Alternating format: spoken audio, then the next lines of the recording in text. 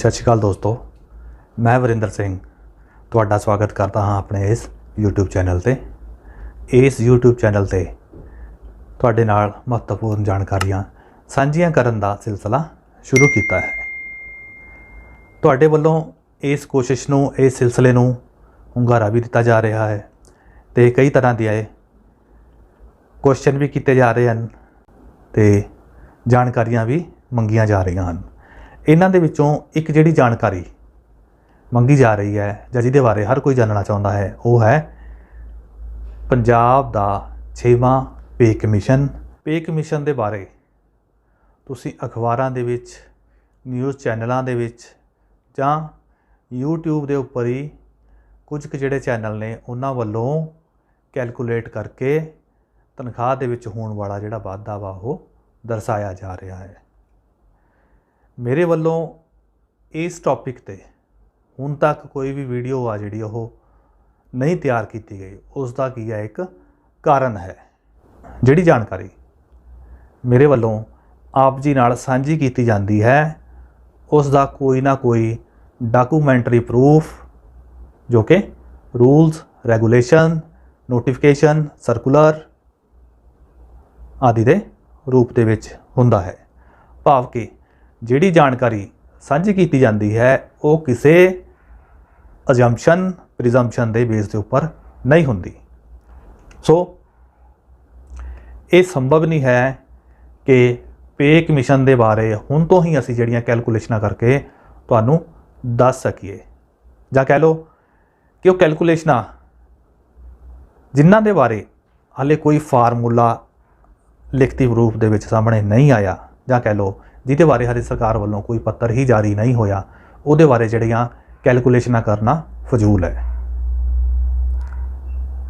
क्योंकि एक गल होर बहुत कन्फ्यूजन वाली है जिहदे बारे हाले तक कर्मचारियों नूं यही जानकारी नहीं मिली कि जिहड़ा पे कमीशन का लाभ है वो किहड़े स्केलों के उपर दिता जाना है। पंजाब सरकार वालों पिछला पे कमीशन सी जो 5वां पे कमीशन सी वो 2006 तो लागू किया गया, जिसका नोटिफिकेशन मई 2009 दे विच आया सी। उत्थे जिहड़े वख-वख कैटागरियां दे तनख्वाह स्केल सी वो नोटिफाई किए गए सी। उस तो बाद सरकार वालों एक अनोमली कमेटी बनाई गई। अनोमली कमेटी दे विच वो केस विचारे जाते हैं जिन्हां दी तनख्वाह की रिविज़न दे विच कर्मचारियों नूं कोई एतराज़ हुंदे आ जां जिन्हां दे विच पे कमीशन दीयां सिफारिशां दौरान कोई कमी पेशी रह जाती है। तो वो कर्मचारी अपनी रिप्रजेंटेशन तैयार करके अनोमली कमेटी नूं दिंदे हन। वो अनोमली कमेटी फिर उन्हां दीयां सिफारिशां ते विचार करती है तो बाद दे विच भी जो पे कमीशन ने पे स्केल जारी किए होंदे हन उन्हां दे विच अनोमली कमेटी दीयां सिफारिशां के आधार ते स्केलों के जिहड़ी सोध आ वो कीती जाती है। साल 2011 दे विच कर्मचारियों नूं 2009 तो ज़्यादा स्केल आ जिहड़े वो दे दिते गए सी। उन्हां स्केलों करके कई कर्मचारियों दी तनख्वाहां दे विच काफ़ी जिहड़ा वाधा वा हो गया सी। यही कारण है कि पे कमीशन के संबंधी जिहड़ियां कैलकुलेशनां ने जो वख-वख यूट्यूब चैनलों ते सांझियां कीतियां जा रही हैं, जां वॉइस मैसेज के रूप में WhatsApp ते खबरां घूम रही हैं, जां न्यूज़ चैनलों के उपर जो खबर आईयां सी, जां अखबारां दे विच जो खबर आईयां सी कि कर्मचारियों की तनख्वाहां दे विच भारी वाधा हो रहा है, वो खबरां दा हले आपां कोई भी जिहड़ा आधार आ वो नहीं मान सकते। क्योंकि जिन्नी देर तक वित्त विभाग वालों ऑफिशियल नोटिफिकेशन जारी नहीं हो सकता, क्योंकि पे कमीशन ने सिर्फ अपनियां सिफारिशां देनियां हुंदियां ने, सरकार ने उन्हां दे विचों सारियां सिफारिशां नहीं मनणियां हुंदियां, जां कह लो कुछ जिहड़ियां सिफारिशां ने उन्हां दे विच जिहड़ियां तब्दीलियां ने वो भी हो सकदियां ने।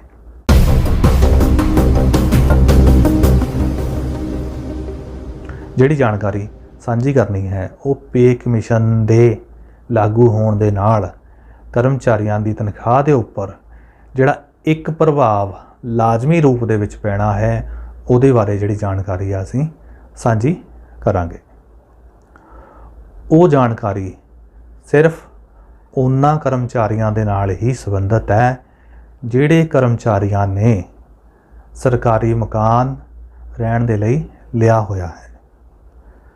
ਸਰਕਾਰੀ ਕਰਮਚਾਰੀ ਜਦੋਂ ਕੋਈ ਮਕਾਨ ਲੈਂਦਾ ਹੈ ਤਾਂ ਕਰਮਚਾਰੀ ਦੀ ਤਨਖਾਹ ਦੇ ਵਿੱਚੋਂ ਕਟੌਤੀ ਹੋਣੀ ਸ਼ੁਰੂ ਹੋ ਜਾਂਦੀ ਹੈ। ਉਹ ਜਿਹੜੀ ਕਟੌਤੀ ਆ ਉਹ ਦੋ ਤਰ੍ਹਾਂ ਦੀ ਹੁੰਦੀ ਹੈ। ਇੱਕ ਤਾਂ ਕਰਮਚਾਰੀ ਨੂੰ ਜਿਹੜਾ ਹਾਊਸ ਰੈਂਟ ਹੁੰਦਾ, ਹਾਊਸ ਰੈਂਟ ਅਲਾਊਂਸ ਹੁੰਦਾ, ਜਾਂ ਜਿਹਨੂੰ ਮਕਾਨ ਕਿਰਾਇਆ ਭੱਤਾ ਹੁੰਦਾ ਕਹਿੰਦੇ ਆਪਾਂ, ਉਹ ਮਿਲਣਾ ਬੰਦ ਹੋ ਜਾਂਦਾ। ਇਹਦੇ ਨਾਲ ਨਾਲ ਮਕਾਨ ਕਿਰਾਏ ਭੱਤੇ ਦੀ ਕਟੌਤੀ ਤੋਂ ਇਲਾਵਾ ਇੱਕ ਹੋਰ ਕਟੌਤੀ ਹੈ ਜਿਹੜੀ ਉਹਦੀ ਤਨਖਾਹ ਦੇ ਵਿੱਚੋਂ ਹੋਣੀ ਸ਼ੁਰੂ ਹੋ ਜਾਂਦੀ ਹੈ, ਜਿਹਨੂੰ ਲਾਇਸੈਂਸ ਫੀਸ ਦਾ ਨਾਮ ਦਿੱਤਾ ਗਿਆ ਹੈ। ਹੁਣ ਇਹ ਜਿਹੜੀ ਜਾਣਕਾਰੀ ਸਾਂਝੀ ਕੀਤੀ ਜਾ ਰਹੀ ਹੈ, ਇਹਦਾ ਸਿਰਫ ਇੰਨਾ ਕੁ ਮਕਸਦ ਹੈ ਕਿ ਪੇ ਕਮਿਸ਼ਨ ਦੇ ਲਾਗੂ ਹੋਣ ਦੇ ਨਾਲ ਜ਼ਿਆਦਾਤਰ ਕਰਮਚਾਰੀਆਂ ਨੂੰ ਲਾਭ ਹੀ ਹੁੰਦਾ ਹੈ, ਪਰੰਤੂ ਜਿਹੜੇ ਕਰਮਚਾਰੀ ਸਰਕਾਰੀ ਮਕਾਨਾਂ ਦੇ ਵਿੱਚ ਰਹਿੰਦੇ ਹਨ, ਸਰਕਾਰੀ ਮਕਾਨ ਉਹਨਾਂ ਨੇ ਕਿਰਾਏ 'ਤੇ ਲਏ ਹੋਏ ਹਨ, ਉਹਨਾਂ ਨੂੰ ਇੱਕ ਤਰ੍ਹਾਂ ਦਾ ਇੱਕ ਲਾਸ ਹੋਵੇਗਾ। ਲਾਸ ਕਿਵੇਂ ਹੋਵੇਗਾ? ਫਰਜ਼ ਕਰ ਲਓ ਕੋਈ ਕਰਮਚਾਰੀ ਅੱਜ 10,000 ਰੁਪਏ ਬੇਸਿਕ ਪੇ ਲੈ ਰਿਹਾ ਹੈ। ਇਸ ਤੋਂ ਇਲਾਵਾ ਉਸ ਨੂੰ ਹਾਊਸ ਰੈਂਟ ਅਲਾਊਂਸ ਬੇਸਿਕ ਪੇ ਦੇ ਉੱਪਰ ਮਿਲ ਰਿਹਾ ਹੈ। ਇਹਦੇ ਤੋਂ ਇਲਾਵਾ ਬਾਕੀ ਜਿਹੜੇ ਅਲਾਊਂਸਸ ਨੇ, ਫਿਕਸਡ ਮੈਡੀਕਲ ਅਲਾਊਂਸ ਨੇ, ਜਾਂ ਕਨਵੇਂਸ ਅਲਾਊਂਸ ਆ, ਜਾਂ ਮੋਬਾਈਲ ਅਲਾਊਂਸ ਆ, ਉਹਨਾਂ ਦੀ ਇਸ ਟੌਪਿਕ ਦੇ ਵਿੱਚ ਕੋਈ ਅਹਿਮੀਅਤ ਨਹੀਂ ਹੈ। ਅਸੀਂ ਗੱਲ ਕਰਨੀ ਹੈ ਬੇਸਿਕ ਪੇ ਦੇ ਬਾਰੇ, ਹਾਊਸ ਰੈਂਟ ਅਲਾਊਂਸ ਦੇ ਬਾਰੇ ਅਤੇ ਲਾਇਸੈਂਸ ਫੀਸ ਦੇ ਬਾਰੇ। ਹੁਣ ਅਸੀਂ ਮੰਨ ਰਹੇ ਹਾਂ ਕਿ ਕੋਈ ਕਰਮਚਾਰੀ 10,000 ਰੁਪਇਆ ਬੇਸਿਕ ਪੇ ਲੈ ਰਿਹਾ ਹੈ। ਜਦੋਂ ਪੇ ਕਮਿਸ਼ਨ ਲਾਗੂ ਹੋ ਜਾਵੇਗਾ, ਕਰਮਚਾਰੀ ਦੀ ਜਿਹੜੀ ਬੇਸਿਕ ਪੇ ਹੈ ਉਹ 2.59 ਦੇ ਹਿਸਾਬ ਦੇ ਨਾਲ ਮਲਟੀਪਲਾਈ ਹੋ ਕੇ ਵੱਧ ਜਾਵੇਗੀ।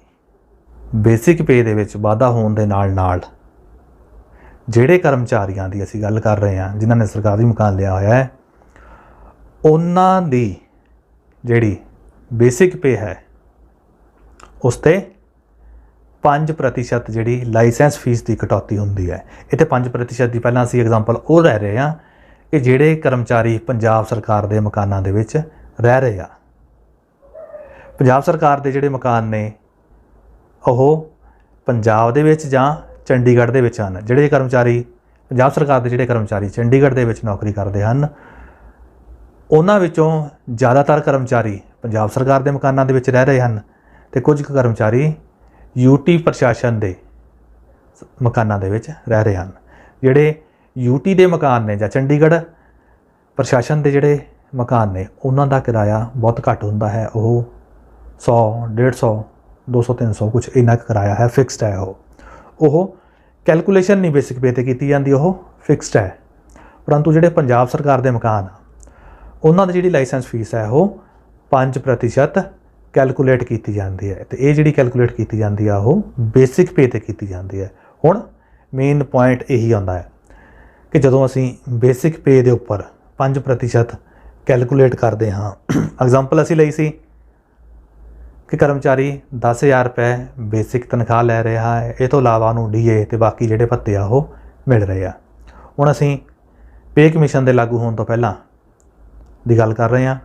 ਪੇ ਕਮਿਸ਼ਨ ਦੇ ਲਾਗੂ ਹੋਣ ਤੋਂ ਪਹਿਲਾਂ ਉਹ ਕਰਮਚਾਰੀ 10,000 ਰੁਪਏ ਦੇ ਉੱਪਰ 5% ਦੇ ਹਿਸਾਬ ਨਾਲ ਲਾਇਸੈਂਸ ਫੀਸ ਪੇ ਕਰ ਰਿਹਾ ਹੈ, ਭਾਵ ਕਿ ਉਹਦੀ ਤਨਖਾਹ ਦੇ ਵਿੱਚੋਂ 500 ਰੁਪਈਆ ਲਾਇਸੈਂਸ ਫੀਸ ਦਾ ਕੱਟਿਆ ਗਿਆ। ਇਹਦੇ ਤੋਂ ਇਲਾਵਾ ਉਹਦਾ ਹਾਊਸ ਰੈਂਟ ਅਲਾਊਂਸ ਹੈ, ਜੋ ਹਾਊਸ ਰੈਂਟ ਅਲਾਊਂਸ ਆ ਜਿਹੜਾ ਉਹ ਵੱਖ-ਵੱਖ ਸ਼ਹਿਰਾਂ ਦੇ ਵਿੱਚ ਵੱਖ-ਵੱਖ ਹੈ। 10%, 15%, 12.5% ਹੈ, ਅਤੇ ਚੰਡੀਗੜ੍ਹ ਦੇ ਵਿੱਚ ਉਹ 20% ਹੈ। ਇੱਕ ਤਾਂ ਅਸੀਂ ਗੱਲ ਕਰਤੀ ਹੈ ਕਿ 500 ਰੁਪਈਆ ਉਹਦੀ ਤਨਖਾਹ ਦੇ ਵਿੱਚੋਂ ਲਾਇਸੈਂਸ ਫੀਸ ਕੱਟੀ ਗਈ ਹੈ। ਦੂਸਰਾ, उसका जिहड़ा हाउस रेंट अलाउंस है जो बंद हो गया है, ਉਹਦਾ भी ਅਸੀਂ कैलकुलेशन ਨੂੰ ध्यान 'ਚ रखना है। ਜਿਹੜੇ कर्मचारी ने सरकारी मकान लिया उन्होंने हाउस रेंट अलाउंस बंद हो जाता है, तो 10,000 के उपर जो असी हाउस रेंट अलाउंस 20% के हिसाब नाल कैलकुलेट करिए तो वो 2,000 रुपये बनता है।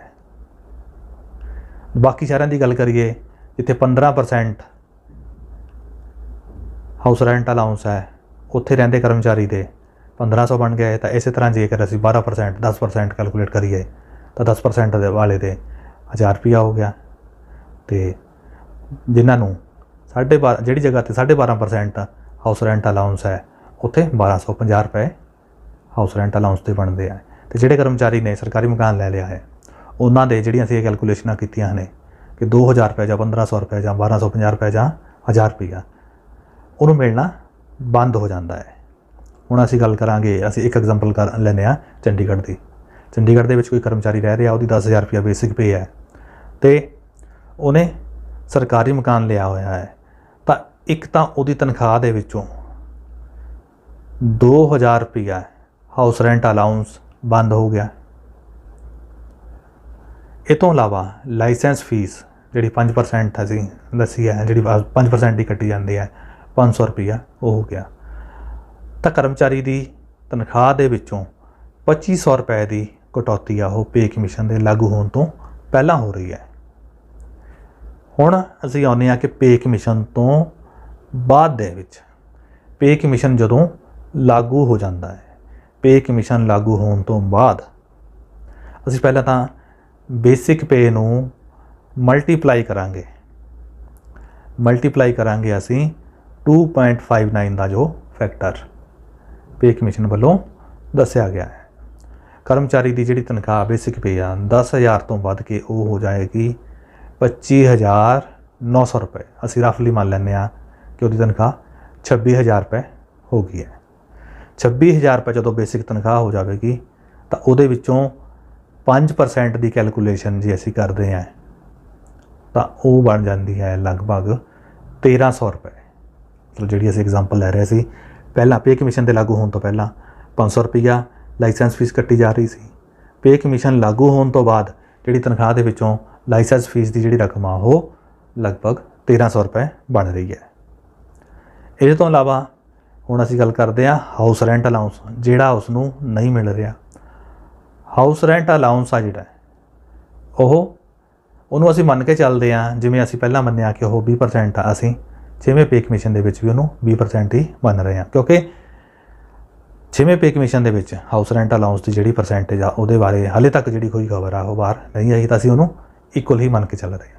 हुण 26,000 रुपये के बेसिक तनख्वाह के उपर जिहड़ा हाउस रेंट अलाउंस है, जे उहदी असीं कैलकुलेशन करिए तो वह रफली 5200 रुपये बनता है। कि जे कोई कर्मचारी सरकारी मकान विच रह रहा है तो उन्होंने एक तो यह हाउस रेंट अलाउंस आ जिहड़ा वो मिलना जिहड़ा बंद हो गया है, उन्होंने 5200 रुपये का एक ये घाटा, तो दूसरा 1,300 रुपये जी वो लाइसेंस फीस बन गई आ, तो जे नूं असीं टोटल करांगे 6500 रुपये बन गया।